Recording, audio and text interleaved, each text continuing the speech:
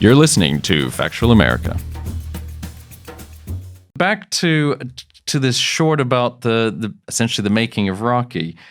I mean, I think the story you just mentioned too about him seeing this film and then immediately having an idea. What I rightly or wrongly, have probably had the wrong impression about Sylvester Stallone, and maybe it's not unfair to say that a lot of us think of him as being Rocky or Rambo or these type of people. But what came out and what really struck me the most about these 30 minutes was how very intelligent he is and how eloquent he is. And I mean, the term that keeps coming up in my mind is the consummate filmmaker. And I never would have thought of for whatever reason, all the stuff we've had in the media and everything about him over the years, I hadn't really thought of him that way. What would you say to that? Well, you're totally correct. I mean, think about it. Over 40 years ago, all of a sudden we're graced with, hey, yo, Rocky Balboa. Yeah.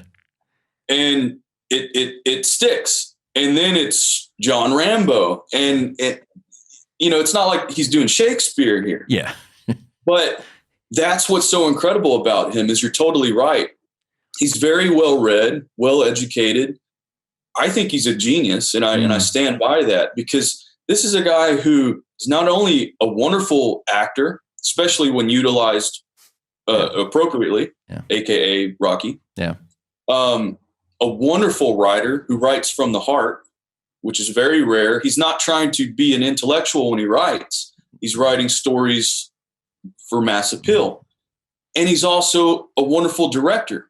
He edits. He can shoot. He can do it all. As a matter of fact, a testament to what you were saying, and sometimes when I would sit with him and whatnot, and he would give advice, it was like, oh my gosh, is this Orson Welles talking? Yeah. I mean that in the best compliment possible.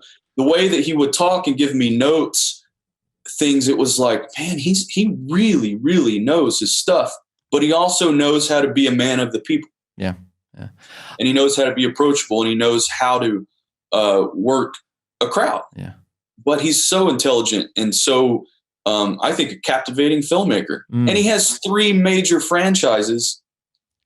It's insane. Yeah.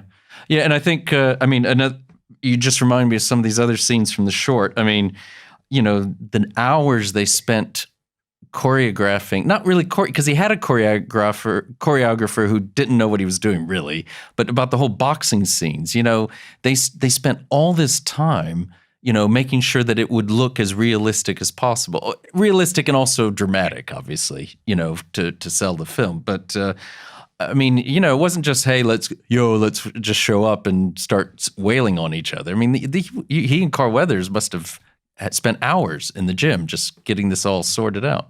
Yes, they spent months, and they really, between John Avildsen, Carl, and Sly, they really knew that they wanted to do something different. And you see in the documentary, if you remember, when you watched it, I utilized a lot of the sparring, a lot of the boxing choreography footage, not only because there's a lot of it, but that I had available to me, but I wanted to show the audience how hard they really worked. Because let's be honest, all these years people were like, oh, the boxing and Rocky's so fake and so over dramatic, and no one knows how to, be defensive. They just get hit. Have you ever seen a boxing match? You don't want a real boxing match in a movie. Yeah. It would be boring. It'd be like having a jiu-jitsu fight as the climax of a film. Yeah. Jiu-jitsu is awesome, but it's not.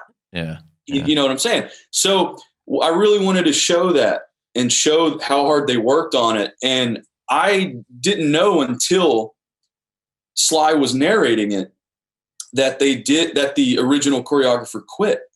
I was just like stunned at that. Yeah. And from then on out, they just kind of worked together as a small little team and came up with these fight scenes that, if you look in the documentary, we did some side-by-side comparisons to show how precise they were in their choreography.